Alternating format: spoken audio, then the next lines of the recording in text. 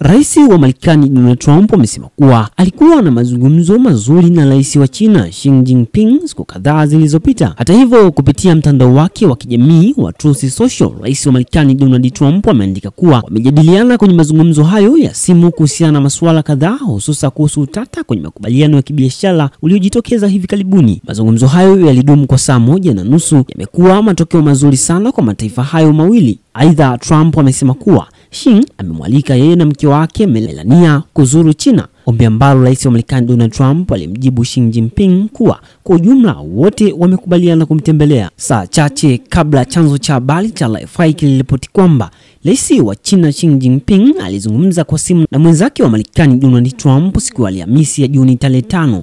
Kulingana na chombo cha habari cha serikali ya China kinachofahamika kama Xinhua, huku kukiwa na mvutano mkubwa wa kibiashara na kidiplomasia. Kwa mujibu wa taarifa kutoka RFI, mazungumzo hayo yalikuja baada ya Donald Trump kuomba kuwasiliana na rais wa China, na hii ni kwa mujibu wa taarifa kutoka Xinhua. Bila kutoa maelezo zaidi mara moja juu ya maudhui ya majadiliano, rais wa Marekani ambaye ameiongoza Marekani katika zamu ya ulinzi mkali tangu alije mamlakani mwezi Januari, alizuia mzozo wa China siku ya Ijumaa. Alishtumu Beijing kwa kutoheshimu masharti ya mapato ya kibiashara yaliyojadiliwa kati ya nchi hizo mnamo Mei 12 huko Geneva. Marekani na China zilifikia makubaliano ya kusitisha kwa muda vita vya kibiashara ambavyo vilisababisha kuongezwa kwa ushuru kwa bidhaa za Marekani hadi 125% na zile kutoka China hadi 145. Siku kadhaa baada ya mivutano, Washington na Beijing zilikubaliana kupunguza kwa muda wa ushuru wao hadi 30% na kuahidi kuendelea na majadiliano kuelekea makubaliano ya kibiashara.